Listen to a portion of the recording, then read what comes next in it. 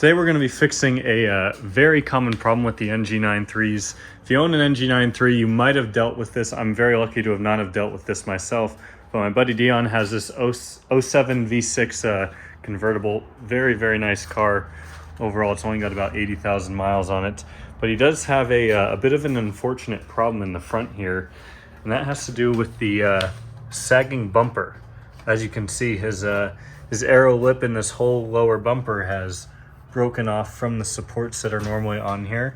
So we're going to be fixing that today. First step we're going to be doing here is I've got the car jacked up and we're going to pop off the front bumper so that way we can get some better access. The way we're going to be doing this, I actually stole this idea from my dad when he did it on my mom's 9.3. We're going to be using a drill, and this is just like some landscaping wire, I guess, some really thin metal wire. And we're going to be drilling some holes in the supports and basically wrapping some wire around to help hold this up, because as you can see, this is pretty broken down here. Push down, it was getting caught. Could have been. You can see how every single one of these is just broken off, and it's separated, you know, probably about an inch from where it's supposed to be. So the method to do this is we're going to be using the black plastic piece here and basically connecting it back to this like such, and we're also going to be using the black plastic piece to connect it to the existing vertical supports that are still intact on the top of the bumper. So we're going to be drilling a lot of little holes, but hopefully it'll be all worth it in the end. Because this is so far off, I went ahead and taped all this up at least relatively well, so that way when we're trying to drill, it's basically exactly where we need it to be. So just use some masking tape to help kind of hold it together a little bit.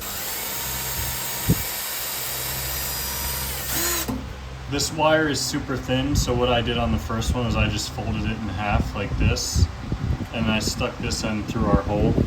We're using a pretty thin drill bit too, just wide enough to be able to stick this through. And we're going to pull it around like this.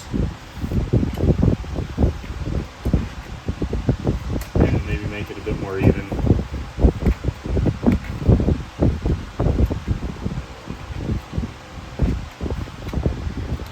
Just wrap it around itself a bunch of times, like you're tying up a loaf of bread or something. A little pointy. You can see already this is super well connected, so we're gonna go the whole way across here and do the same thing, and we'll work on the vertical supports. I have the whole bottom part tied up now, the whole way across. I think this part's gonna be a little bit trickier. We're pretty much gonna go through the whole width of the thing, so the black plastic piece on either side and then the actual bumper part in the middle. I think I'm gonna do one at the top, one at the bottom for each one, and that's gonna actually hold it up this way.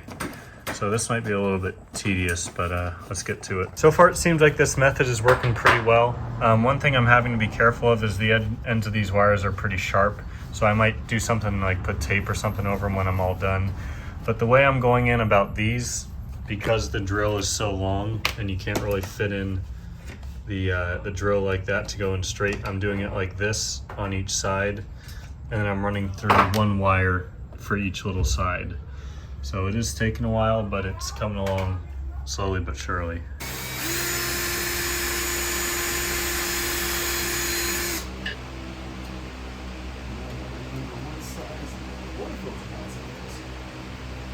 It's pretty big. Did you bring any tools?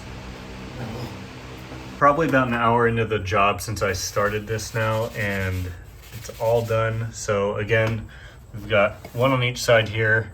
I kind of did one just off the corner on all these places here, and then two on this side as well, and then all these four in the middle have one here, here, here, and here. So lots of these all tied up, but you can see that this is sitting exactly how it was back when it actually worked, or was connected, I should say.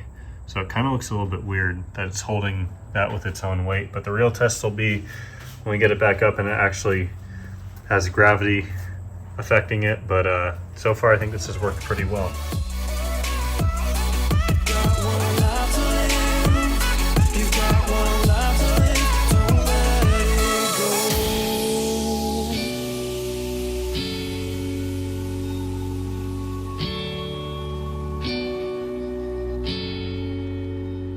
overall, I'd say this looks pretty decent.